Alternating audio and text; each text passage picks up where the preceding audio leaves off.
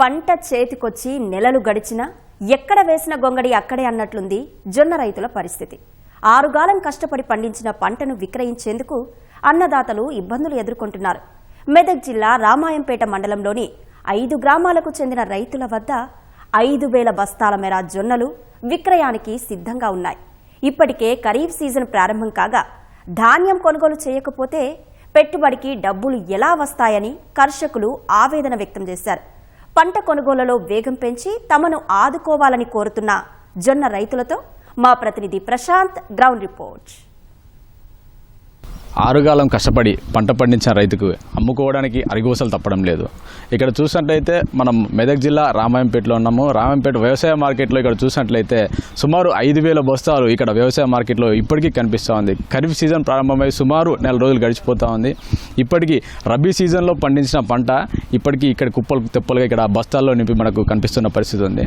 మొత్తంగా చూసినట్లయితే ప్రభుత్వాలు చెప్తున్నాయి పంట మార్పిడి చేసుకోమని. ఆ నేపథ్యంలో మేము పంట మార్పిడి వరికి బదులుగా ఇక్కడ జొన్నలు వేసుకున్నామని చెప్పి రైతులు చెప్తున్నారు. సుమారు ఇక్కడ 5 గ్రామాలకు సంబంధించిన రైతులు ఇక్కడ మనతో ఉన్నారు. ధాన్యం తీసుకొచ్చి జొన్నలు అయితే తీసుకొచ్చి ఇక్కడికి 4 రోజులు అవుతుంది సుమారు.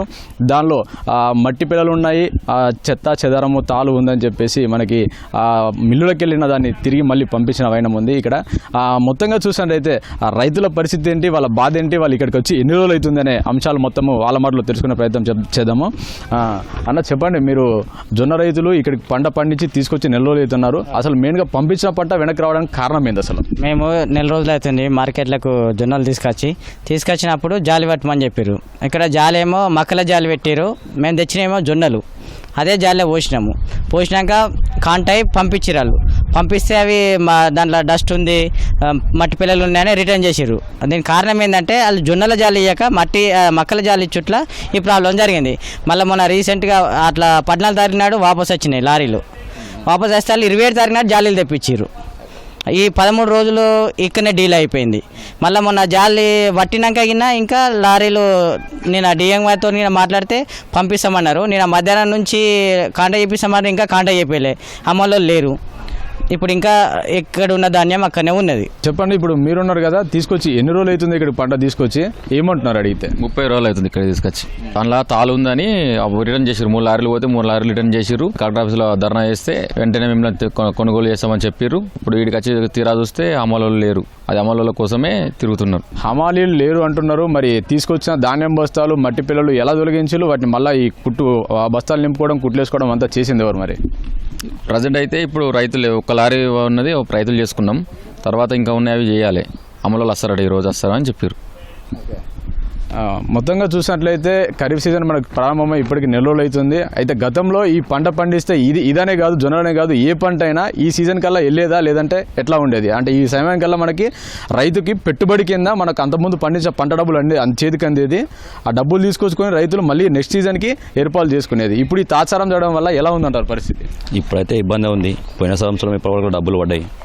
ఇప్పుడైతే బాగానే ఇబ్బంది అయింది. ఇక్కడ మట్టి వచ్చింది, 3 లారీలు ఆఫ్ చేసారు. 3 లారీలు ఆఫ్ చేస్తే మళ్ళీ జాలీ సాఫ్ చేసినాం. జాలీలు తెచ్చిన తర్వాత నేను ధర్నా చేసినాం కలెక్టర్ ఆఫీస్ కాడ.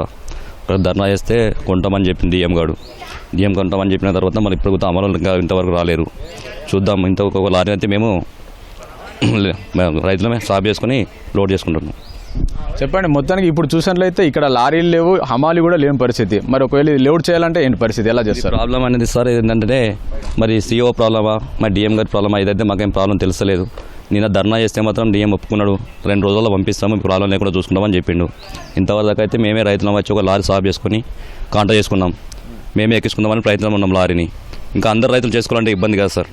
అట్లా అని చెప్పేసి ఇప్పుడు అమలుకి వెంటనే చూసుకొని అమలు చేయించాల్సిగా కోరుతున్నాం రైతులు. మొత్తంగా చూసినట్లయితే ఇది ఇక్కడ జొన్న రైతుల పరిస్థితి. సుమారు పంట చేతికొచ్చి మాకు 4 రోజుల సమయం దాటిపోయింది. అది కొనుగోలు అమ్మకం చేసుకొని వచ్చిన డబ్బులు మళ్ళీ ఖరీఫ్ సీజన్లో పెట్టుబడి పెట్టి నెక్స్ట్ ఇంకో పంట పండించుకుందామని చెప్పి రైతులు కళ్ళలో ఒత్తులు వేసుకొని ఎదురు చూస్తున్న పరిస్థితి ఇక్కడ ఉంది. అధికారులు కానీ నాయకులు కానీ ఒకంత వాళ్ళు చలనం రావాలని చెప్పేసి త్వరితగతిన ఇక్కడ కొనుగోలులో వేగం పెంచాలని చెప్పేసి రైతులు కోరుతున్న పరిస్థితి ఉంది.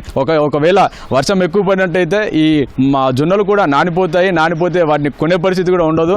మేము 6 కాలం కష్టపడి పెట్టుబడి పెట్టి పండించిన పంట మొత్తము అక్కెర రాకుండా పోయే పరిస్థితి ఉంది. తినే అన్నంలో మట్టి పోసుకున్న పరిస్థితి ఉంటుందని చెప్పేసి ఇక్కడ రైతులకు ఇంత ఆవేదన వ్యక్తం చేస్తున్న పరిస్థితి ఉంది. కాబట్టి త్వరితగతిన కొనుగోళ్లు వేగవంతం చేయాలి, మాకు పెట్టుబడికి సాయం అందేలా ప్రభుత్వము, నాయకులు, అధికారులు సహకరించాలని చెప్పి ఇక్కడ రామాయంపేటలో రైతులు కోరుతున్న పరిస్థితి ఉంది. కెమెరామెన్ ఉమామేశ్వరరావుతో ప్రశాంత్, ఈటీవీ న్యూస్, రామాయంపేట నుంచి.